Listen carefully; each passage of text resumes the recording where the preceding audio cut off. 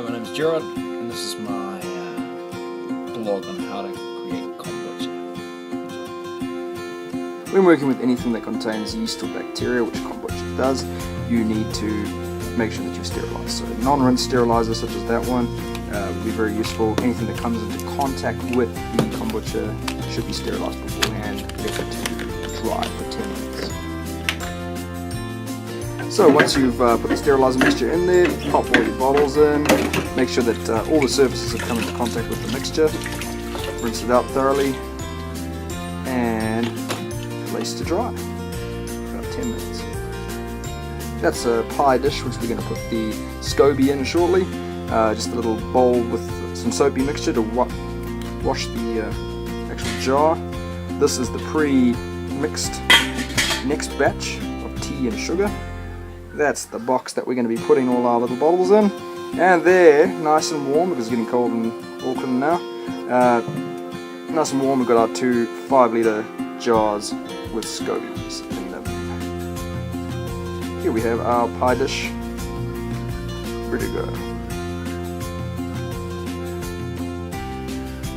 Okay, so now we've prepped everything, everything's all nicely sterilised. We're going to put our SCOBY into that little pie dish over there. Make sure your hands are nice and clean, and if you do this, then you tend to have no problems with mold growing on SCOBYs, which can happen if you don't pay attention to cleanliness. But there we are. In he goes. There's going to be all bits of stringy bits and stuff like that get on your hands. Don't worry about it, it's pretty harmless. Cover them up with a bit of mixture that kind of like just covers the surface completely. And now you can just sit there and chill out. It's not going to suffocate or anything. It'll be nice and healthy. Now we're about to pour the kombucha tea into the bottles. One 5-litre jar should give you about 4 of these bottles once you take away spillage, and at the end of every jar you should have about 500 ml that you'll use to start your next batch. Keep doing that until you've filled up all the bottles, seal them up nice and tight. Once you've done that, you will have finished your jar. You should have that many bottles all ready to go for your drinking pleasure. And you should have about this much, 400-500 ml left over to start the next batch. This makes your SCOBY kind of transition much easier. There's your cleaning liquid, which you're going to use to put in there and clean that. Pay attention to the top rim bits particularly. Then once you've cleaned it, you're going to pour the new tea mixture in.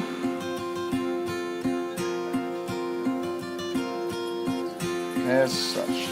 Starter mixture goes in. Creates a nice familiar environment for the SCOBY to live in.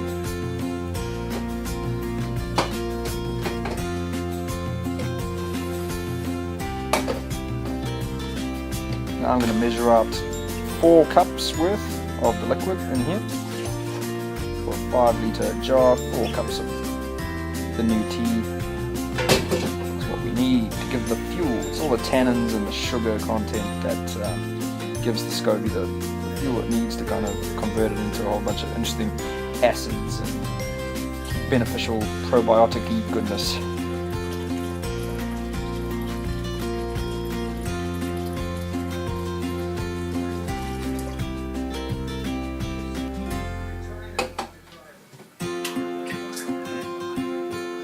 That was 2 cups right there. Here goes another 2 cups.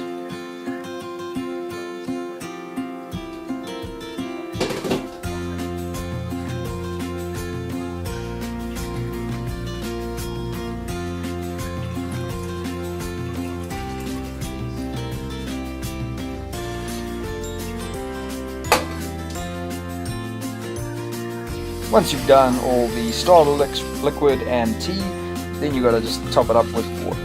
I use tap water. We live in a pretty first world country. I know there's different theories about tap water, but I've had no bad effects from this just yet. And a lot of people swear by having organic and filtered water. Feel free, knock yourself out. Top it up right to the top of the jar.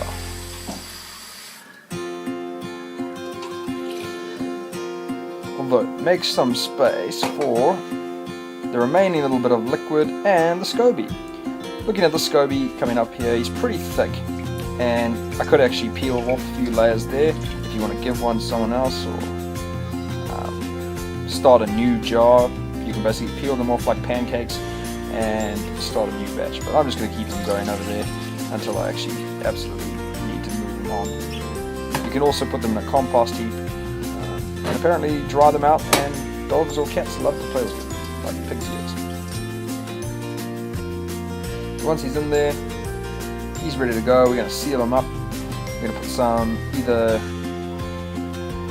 cheesecloth, I think it is, cheesecloth, and or just paper towels, something that's breathable. Put it over the top, rubber band or some string, wrap it around the top of the jar. You can breathe, which is essential to the whole process of aerobic fermentation, I guess. Now he's ready to go. You're done. Total elapsed time of half an hour. At the end of 2 5-litre jars, you have that many bottles. Leave them in the bottle to ferment for another 4 days. As you can see, the actual cleanup required is not that big. And when I get of interest, try some of these teas. These are a few that I've used over here. You can knock yourself out and do a whole bunch of cool different flavours.